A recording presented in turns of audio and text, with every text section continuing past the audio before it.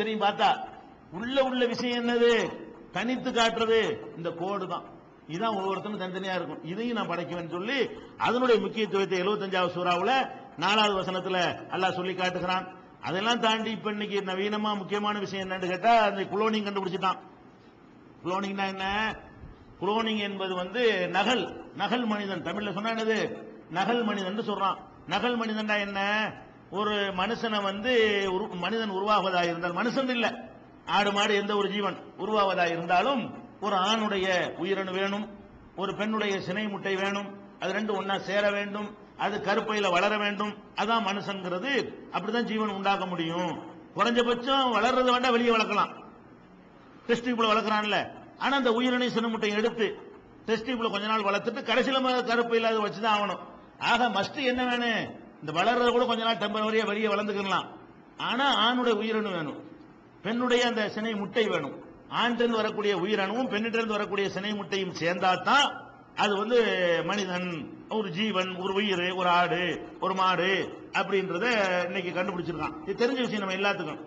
இப்ப என்ன பண்றான்னு கேட்டா, எதுக்கு உயிரணுங்கிறதுக்கு பதிலா நம்ம என்ன செய்வோம்? மரபணுல இருந்து படைக்குவோமே அப்படின்னு சொல்லி ஆராய்ச்சி பண்ணி மரபணுல இருந்து படைக்கிறதுக்கு பேர் தான் குளோனிங்கிறது. மரபணுனா என்ன?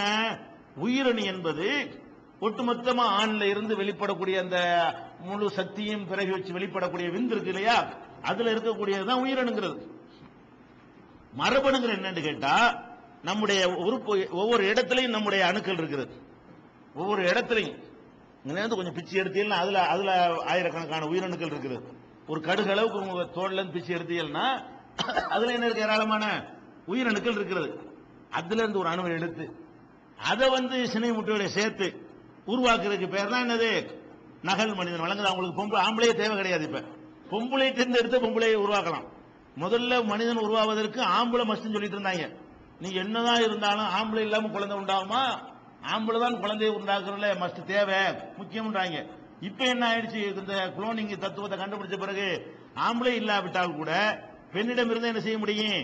அந்த மரபணுவை எடுத்து உண்டாக்கிற முடியும் அப்படின்னு கண்டுபிடிக்கிறான். அப்ப என்ன செய்யறான்னு கேட்டா, நம்ம உடம்புல உள்ள ஒரு இடத்தை எடுத்து அதுல இருந்து அந்த உயிரணு பிரிச்சு எடுத்து அந்த உயிரணுவை ஒரு பெண்ணுடைய சினை முட்டையில வச்சு அதை கருவடைய செய்து உண்டாக்கணும். அந்த ஆட்டுல உண்டாக்க டாலியா அதுக்கு பேரு ஆடு உண்டாக்கணும்ல, அந்த டாலியா டோலின்னு சொன்னாங்க. அந்த ஒரு ஆடை உண்டாக்கணும். அந்த ஆட்டை அப்படித்தான் உண்டாக்கணும். மனுஷன் ஒண்ணு உண்டாக்கல. ஆட்டை எப்படி உண்டாக்கணும்? ஆட்டுல இருந்து விந்து எடுக்காம ஆட்டினுடைய அந்த சதையில இருந்து ஒரு அணுல இருந்து ஒரு இடத்தை எடுத்து அதை சினை முட்டையோட சேர்த்து அது அதுலயும் கருவாகுமா. இந்த சினை முட்டை பெண் இனத்தில் இருக்கக்கூடிய சினை முட்டையில ஆணுடைய உயிரணு போனாலும் ஒரு ஜீவன் உண்டாயிரும், ஆணுடைய மரபணு போனாலும் என்ன செஞ்சனே ஜீவன் உண்டாகி போயிடும். அது ரெண்டுக்கும் முடியுதுங்கிறது தான் கண்டுபிடிச்சதான் குளோனிங் என்பது. இப்ப அப்படி கண்டுபிடிச்சா என்னவாகும் கேட்டா, ஏறக்குறைய அதனுடைய தன்மைகள் எல்லாம் நகல்ங்கிறான், டூப்ளிகேட், அதாவது ஜெராக்ஸ் மாதிரி ஆயிடுது. எப்படி ஆயிடுது?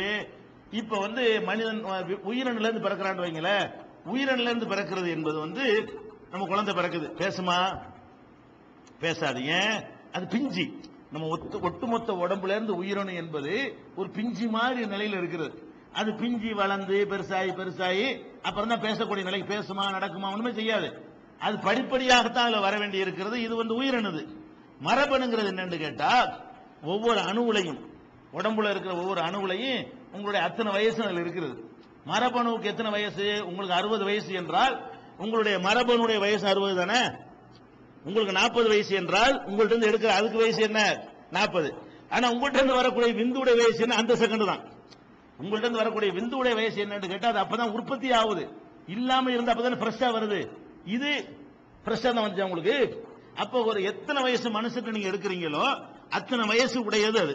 அப்ப இதுல இருந்து நீங்க 40 வயசுக்காரன் எடுத்தீங்கன்னா இந்த மரபணுல இருந்து உருவாகிற அந்த ஜீவன் 40 வயசுடைய வேலையை செய்யும். 40 பிறக்கும் போது 40 வயசு பேச்சு பேசுறது வழங்குதா? அதான் அதுக்கு அர்த்தம். குழந்தை உயிரினல பேசாது இல்லைங்க, இப்படி எல்லாம் சொல்றாங்க. ஆனா மனுஷனை ஒரு டெஸ்ட் பண்ணல. உலக நாடுகள்லாம் தடை செஞ்சு பிரச்சனை ஆயிரும் செய்யல. ஆட்டுல செஞ்சு காட்டிட்டான். ஆடு பேசாதனால உங்களுக்கு தெரியல அது என்ன வயசு வெளிப்படுத்துது என்பது உங்களுக்கு தெரியல.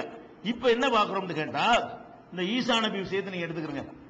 ஈசா நபி உருவாகிறார்கள், ஆம்பளை இல்லாம உண்டாறாங்க.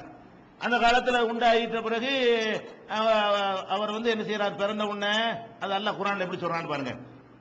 அதாவது 19வது சூராவுல 17வது வசனத்துல சொல்லி காட்டுறான், மரியம் அலைஹிஸ்ஸலாத்துட்ட வந்து ஜிப்ரீல் வர்றாங்க, வானவர் வர்றாங்க, வந்து உனக்கு ஒரு ஆம்பளை புள்ள பிறக்க போகுது, அல்லாஹ் வந்து நற்செய்தி சொல்றான். அப்ப அவங்க கேட்கறாங்க, அண்ணா யகுனில குலாமுன், எனக்கு எப்படி ஆம்பளை புள்ள பிறக்கும், வலம் எம்சசனி பசருன், என ஒரு ஆம்பளை கூட என்னை தீண்டியது கிடையாது, வளமுக்கு பகையான கெட்டவளும் கிடையாது அப்படின்னு அவங்க சொல்றாங்க. அல்லாஹ் என்ன பதில் சொல்றான், கால கதாலிக்கு அப்படித்தான் பிறக்கு.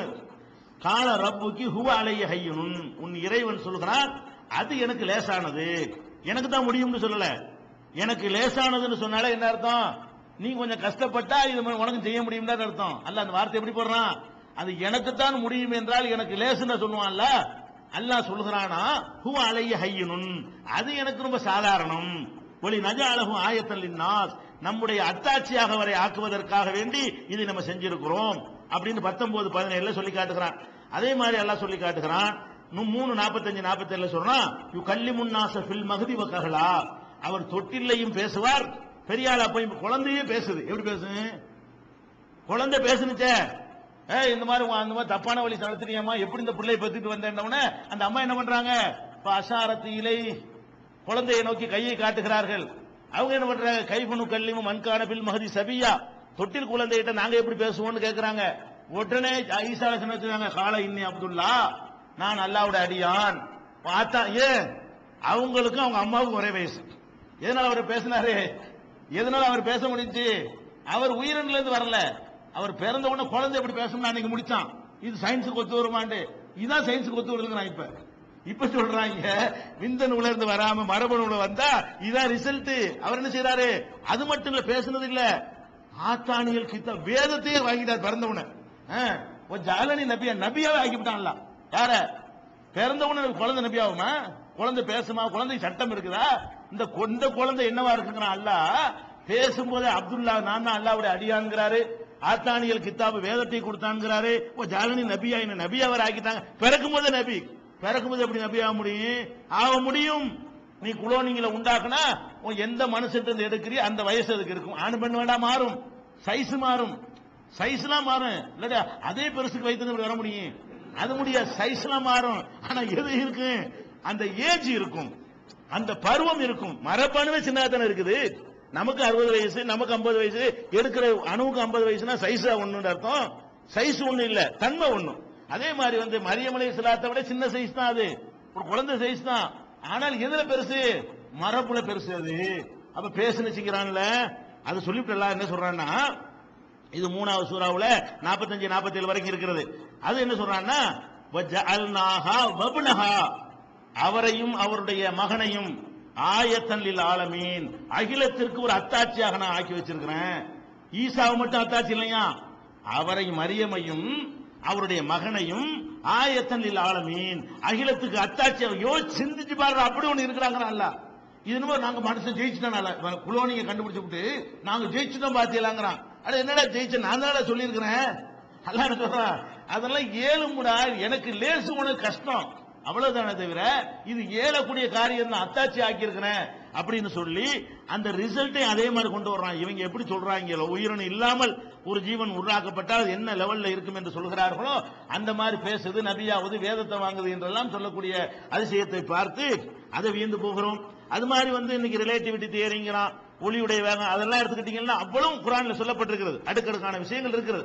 அப்ப திருக்குர்ஆனை பொறுத்த வரைக்கும் அல்லாஹ்வுடைய வேதம் தான் என்று சொல்வதற்கு இது போன்ற விஞ்ஞான கண்டுபிடிப்புகள் சான்றாக இருக்கிறது. எதிர்காலத்தில் நடக்கக்கூடிய நிகழ்ச்சிகள் நிறைய குர்ஆன்ல சொல்லி இருக்கிறது. அதெல்லாம் சொன்னபடி அப்படியே அச்சரம் பெசகாமல் நிகழ்ந்து இன்றைக்கும் நடந்து நாளைக்கும் நடக்க இருக்கிற அந்த மாதிரியான முன்னறிவிப்புகள் எடுத்து பார்த்தீங்கன்னா அது ஏராளமாக அதுல நிகழ்ச்சிகள் இருக்கிறது. இதையெல்லாம் வச்சு பார்க்கக்கூடிய நேரத்தில் குர்ஆன் என்பது கண்டிப்பாக மனிதனின் சொல் இல்லை, மனிதனை படைத்த கடவுளிடமிருந்து தான் வந்திருக்கிறது என்பதை சந்தேகத்துக்கு இடமில்லாமல் நம்ம அறிந்து கொள்கிறோம். இந்த வகையில் இஸ்லாம் தனித்து வழங்குகிறது. ஒரு மார்க்கம் நான் தான் சரி என்று சொல்லி அதை சந்தேகத்துக்கு இடமில்லாமல் சிந்தனைக்கு இடமிட்டு நிரூபிச்சு காட்டி இருக்கிறது என்று சொன்னால் அது இஸ்லாம் தான் அதை தனித்து விளங்குகிறது. இந்த ஒரு அம்சத்தை தான் இதுவரை நம்ம பார்த்தோம். வேறு என்னென்ன வகையில் எல்லாம் இஸ்லாம் தனித்து விளங்குகிறது என்பதை இன்ஷா அல்லாஹ் வரக்கூடிய நாட்கள்